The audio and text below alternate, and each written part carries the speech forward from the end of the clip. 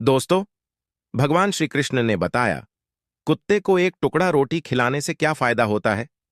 आप लोग नहीं जानते होगे मित्रों। एक बार की बात है, भगवान श्री कृष्ण स्वर्ण से बनी हुई सिंहासन पर विराजमान थे। तभी द्रौपदी उनके दरबार में पहुंच जाती हैं और कहती हैं, हे प्रभु, आप संसार की हर कीमती बातों को जानते हो। आप ही मनुष्यों के दुख हरता हो तथा आप ही संसार के कल्याणकारी हो। तो हे प्रभु, मैं आपसे एक प्रश्न जानना चाहती हूं।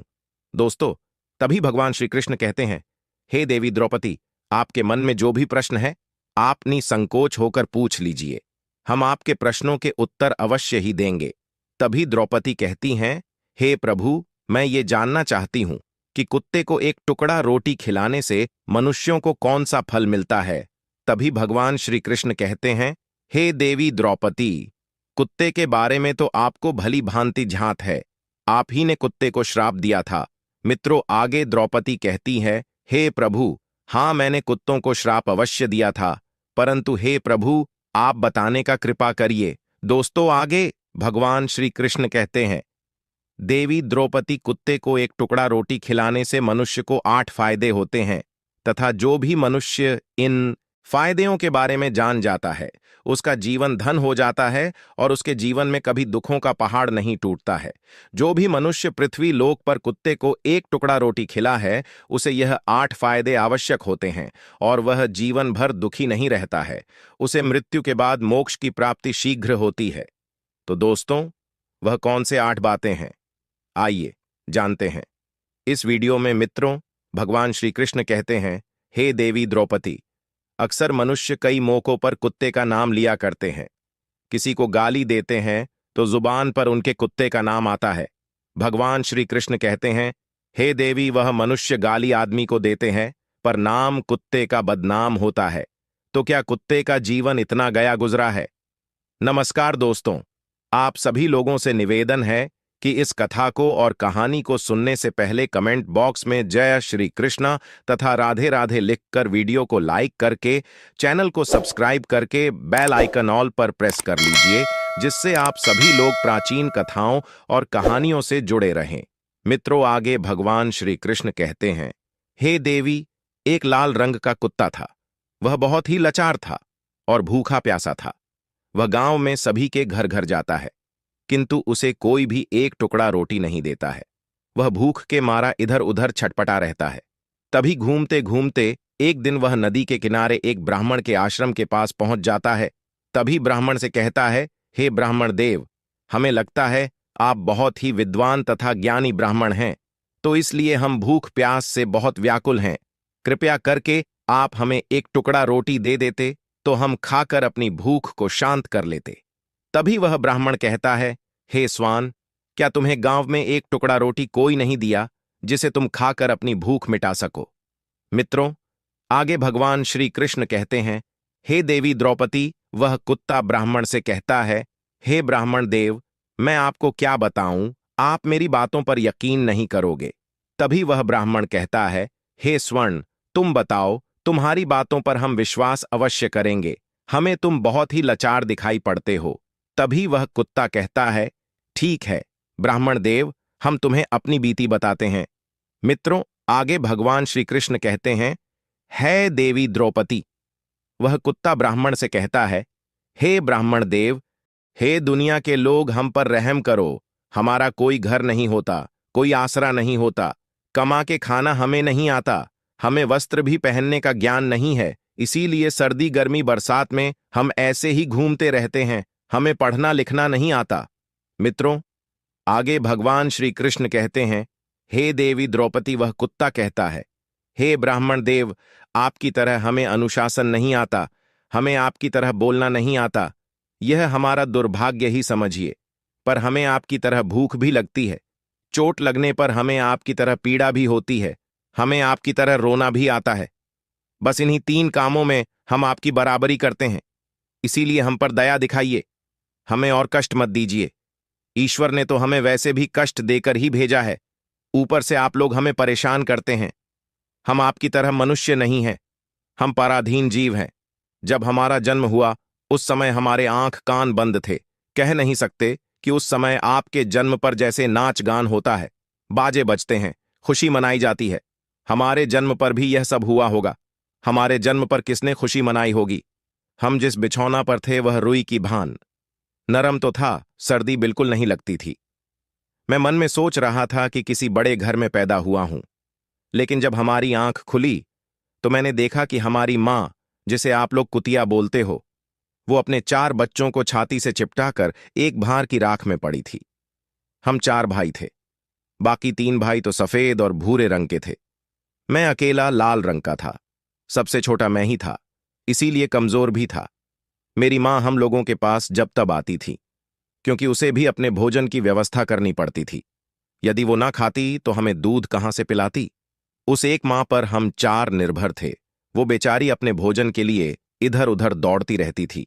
कभी भोजन मिल भी जाता था, कभी नहीं मिलता था, लेकिन वह हमेशा हम चारों का बड़ा ख्याल रखती थी।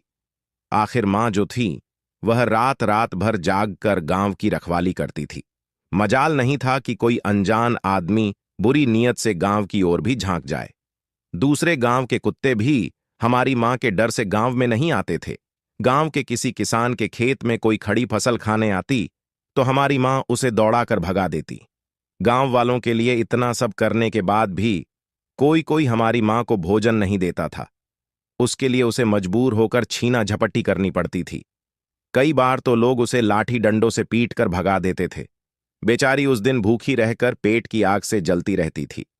मित्रों, आगे भगवान श्री कृष्ण कहते हैं, हे देवी द्रौपदी, वह कुत्ता कहता है, हे ब्राह्मण देव, आखिर भूख तो हमें आपके ही तरह लगती है। ऊपर से उसे अपने 4 बच्चों की चिंता भी लगी रहती थी। आखिर मां जो थी, जब भूख उसे चैन से बैठने नहीं देती और गांव वालों का भी उसे देखकर हृदय नहीं पसीजता, तो बेबस होकर के उसे लोगों के घरों में चोरी से घुसना पड़ता था और खाने की कोई चीज मिल जाती तो उसे खाकर अपने पेट की आग बुझा लेती। कई बार तो लोग उसे खाने की वस्तु ले जाते, देखते तो लाठी डंडे लेकर उसके पीछे पड़ जाते। कुछ निर्दय लोग तो कई बार उसे घर के अंदर बंद करके पीटते थे। हमारी मां का बुरा हाल कर देते थे। मित्रों, फिर वह कुत्ता ब्राह्मण से कहता है, हे ब्रह्मदेव, हमारी मां ने क्या बिगाड़ा था? उसने सिर्फ अपने पेट के लिए भोजन ही तो चुराया था। चोरी करने का हमें कोई शौक नहीं है, पर पापी पेट हमें यह सब करने के लिए मजबूर कर देता है। एक दिन की बात, बड़ी ठंडी बरसात हुई। ओले पड़े थे, ठंडी हवा चल रही थी। उस ठंड में ठिठुरकर हमारे 2 भाई मर गए। उस दिन हमारी मां बहुत रोई, लेकिन मनुष्य हमारी पीड़ा क्यों समझेगा? उसके बच्चे थोड़े ही मरे थे। मित्रों, फिर वह कुत्ता कहता है, हे ब्रह्मदेव, अब हम सिर्फ 2 भाई रह गए थे। हमारी मां हम दोनों की अच्छे से देखभाल करने लगी थी। एक दिन उसी गांव में एक सेठ के घर पर दावत चल रही थी और पुड़िया बन रही थी। सेठ के घर काफी मेहमान आए हुए थे। हमारी मां कुछ खाने की तलाश में बार बार उधर जाती, लेकिन लोग उसे दुत्कार कर भगा देते। किसी को उस पर इतना तरस नहीं आया कि एक पूड़ी उस बेचारी को खाने को फेंक दे देते। एक पूड़ी से उनका क्या बिगड़ जाता? मेरी मां ललचा ललचा कर जाती और वहीं खड़ी खड़ी देखती रहती। मित्रों, सेठ के आंगन में दावत खाने का सिलसिला चालू हुआ। भोजन परोसा जाने लगा। मेरी मां भी वहीं जाकर पूछ हिलाने लगी। खाना परोसने वाला आदमी जब किसी काम से भीतर गया तो मेरी मां दबे पांव पूड़ी लेने को चल पड़ी। फिर धत धत की आवाज होने लगी। चारों ओर से लोग चिल्ला चिल्लाकर ऐसे भागे। मेरी मां वह चीख पुकार सुनकर घबरा गई। 2-3 आदमी डंडे लेकर उसके पीछे बड़ी बेरहमी से दौड़े। मेरी मां वहां से घबरा कर भागी, मगर उसे वहां से निकलने का कोई रास्ता नहीं मिला, क्योंकि सामने से लोग डंडे लेकर आ रहे थे।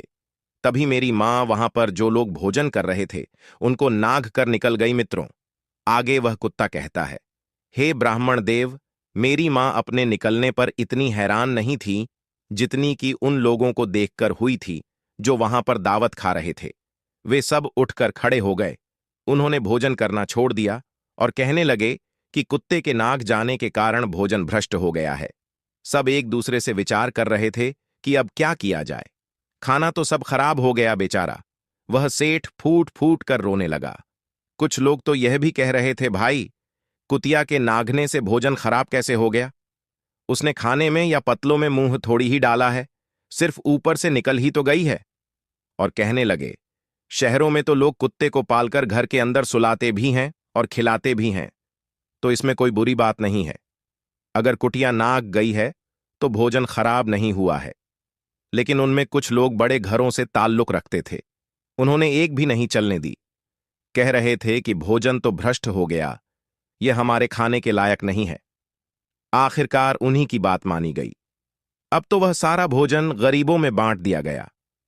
उस दिन तो मेरी मां को खूब पेट भर के खाना मिला था। ऐसा सुख उसने जीवन में कभी नहीं पाया था। लेकिन वह सुख उसके लिए बड़ी मुसीबत बन गया। वह भोजन करके वहां आराम से लेटी थी, लेकिन उतने में वह सेठ डंडा लेकर वहां आ पहुंचा और उसे बुरी तरह से पीटने लगा।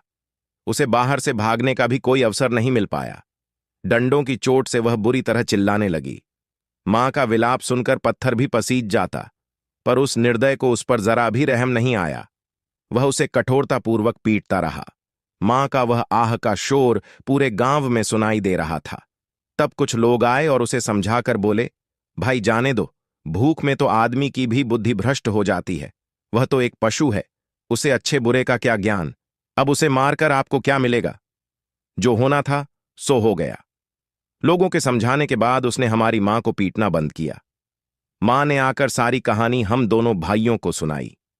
हमने सोचा कि कितना कष्ट भरा है हम कुत्तों का जीवन। आदमी एक रोटी के टुकड़े के बदले एक चोर की जितना पीटता है। धिक्कार है ऐसे लोगों पर जो हम लोगों की पीड़ा को नहीं समझते। मित्रों, आगे भगवान श्री कृष्ण कहते हैं, हे देवी, वह कुत्ता कहता है, हे ब्राह्मण देव, एक दिन की बात है। एक बाहर का मुसाफिर आकर ठहरा हुआ था। उसने अपने भोजन के लिए एक जगह चूल्हा बनाया था और उस पर दाल बनने के लिए रख दी। उसके बाद आटा गूंद कर रख दिया। वह वहीं पास में कुएं पर पानी लेने चला गया। इधर कहीं से मेरी मां भी घूमती हुई वहीं पहुंच गई। उसने गुत्थे हुए आटे को रखा, देखा तो सोचा कि शायद इस आटे का कोई मालिक नहीं है। यही सोचकर वह उस आटे को खाने लगी। उधर राहगीर ने कुएं के पास से देखा कि उसका आटा एक कुतिया ने आकर खा लिया है, तो वह बड़ा दुखी हुआ। वह बेचारा माथे पर हाथ धरकर रोने लगा, क्योंकि वह भी 2-3 दिनों का भूखा और थका हुआ था। कुछ लोगों ने उसे कहा, अरे भाई, इसने तुम्हारा भी आटा बिगाड़ दिया। कल तो इसने सेठ की पूरी रसोई ही बिगाड़ कर रख दी। मुसाफिर दुखी होता हुआ बोला, भाई मुझे क्या मालूम था, यह दुष्ट कुतिया मेरे आटे को खाने के लिए घात लगाए बैठी है। मुसाफिर ने आप देखा ना, ताव लाठी लेकर कुतिया के ऊपर टूट पड़ा। मां उस आटे को ठीक से खा भी नहीं पाई थी, पर उससे ज्यादा कि उस पर लाठी बरस गई। महीनों तक मेरी मां लगड़ाती हुई घूमती रही। तब उस दिन समझ में आया कि आदमी कितना खुदगर्ज है। हम उसका कोई कार्य करते हैं तो भी वह हमें नहीं समझता। मित्रों, आगे वह कुत्ता कहता है, हे ब्राह्मण देव, हमारी कमी यह है कि हम उन्हीं मतलबी इंसानों के अधीन रहना चाहते हैं जो हमें कष्ट देता है, जो हमें प्यार से खिलाता है। हम उसके कितने काम आते हैं यह उन्हें नहीं पता। उसके घर की रखवाली तो करते ही हैं, साथ ही साथ और भी बहुत सारे लाभ हैं जिन्हें मनुष्य नहीं जानता। आगे भगवान श्री कृष्ण कहते हैं, हे देवी द्रौपदी, यदि मनुष्य कुत्ते को रोटी खिलाने के फायदे जान जाए तो बहुत से अपने जीवन में होने वाले नुकसान से बच सकता है। आज मैं आपको बताऊंगा। कुत्ते को रोटी खिलाने के 8 फायदे। मनुष्य को पता नहीं है कि जब भी घर में रोटी बनाई जाती है तो सबसे पहली रोटी गौ माता की होती है और पिछली रोटी कुत्ते की होती है। भगवान श्री कृष्ण कहते हैं, हे देवी, ऐसा ही हमने विधान बनाया था, लेकिन भगवान की बनाए उस विधान को भूलकर मनुष्य अगली और पिछली रोटी स्वयं ही खा जाता है। इसका प्रभाव उसके जीवन पर बहुत बुरा पड़ता है। कुत्ता वह प्राणी है जिसको रोटी खिलाने से मनुष्यों के जीवन में पड़ने वाले ग्रहों के दोष भी दूर हो जाते हैं। मित्रों, फिर भगवान श्री कृष्ण कहते हैं, हे देवी, पहला फायदा है कुत्ते को रोटी खिलाने का कि कुत्ते को रोटी खिलाने से शनि का नकारात्मक प्रभाव कम हो जाता है। शनि ग्रह जब अपनी कुदृष्टि डालता है तो हर मनुष्य बर्बाद हो जाता है। जिस व्यक्ति पर उनकी महादशा का आरंभ हो जाता है तो बने बनाए काम अपने आप बिगड़ने लगते हैं। वह आर्थिक तंगी का शिकार हो जाता है। उस स्थिति में व्यक्ति यदि कुत्ते को रोटी खिलाता है तो उस पर शनि का कुप्रभाव बहुत कम हो जाता है। मित्रों, नंबर 2, दूसरा फायदा है कि कुत्ते को रोटी खिलाने से भाग्य आपके पक्ष में हो जाता है। आपके घर के अंदर नकारात्मक शक्ति नष्ट हो जाती है। नंबर 3, कुत्ते को रोटी खिलाने से माता लक्ष्मी प्रसन्न हो जाती है और आपके घर में धन दौलत की कभी कमी नहीं रहती। नंबर 4, कुत्ते को रोटी खिलाने से आपके ऊपर कर्ज नहीं चढ़ता और जो पहले से आप कर्जदार हैं उससे भी मुक्ति मिल जाती है। नंबर 5वां फायदा है, कुत्ते को सुबह शाम भोजन देने से आपका व्यापार बहुत अच्छे से चलता है। नंबर 6, कुत्ते को रोटी देने से आपकी आयु में वृद्धि होती है और अटका हुआ धन वापस मिल जाता है। नंबर 7, कुत्ते को रोटी देने से हमेशा आपका स्वास्थ्य अच्छा बना रहता है और मानसिक रूप से आप मजबूत रहते हैं। मन ऊर्जावान रहता है, अच्छे विचार आपके मन के अंदर आते हैं। नंबर 8, कुत्ते को रोटी खिलाने से भगवान प्रसन्न रहते हैं क्योंकि भगवान को समस्त जीवों की, समस्त प्राणियों की चिंता रहती है और जो समस्त जीवों पर दया दिखाता है, भगवान भी उस मनुष्य से हमेशा प्रसन्न रहते हैं। भगवान की कृपा सदैव उस परिवार पर बनी रहती है। मित्रों, आप लोगों ने अक्सर अपने बड़े बुजुर्गों से सुना होगा, कहते हैं कि जब कुत्ता रोता है तो अपशगुन होता है। कोई संकट आता है, किसी की मृत्यु होती है, इसलिए कुत्ते को कभी रुलाना नहीं चाहिए। दोस्तों, इस प्रकार से भगवान श्री कृष्ण ने देवी द्रौपदी को बताया है कुत्ते को रोटी खिलाने के फायदे। दोस्तों, अगर यह कथा आप लोगों को पसंद आई हो तो वीडियो को लाइक करके, चैनल को सब्सक्राइब करके बेल आइकन ऑल पर प्रेस कर लीजिए, जिससे आध्यात्मिक जानकारी आप लोगों को सबसे पहले मिल सके। और कमेंट बॉक्स में जय श्री कृष्ण और हर हर महादेव अवश्य लिख दीजिएगा। दोस्तों, वीडियो को पूरा देखने के लिए आप सभी लोगों का धन्यवाद।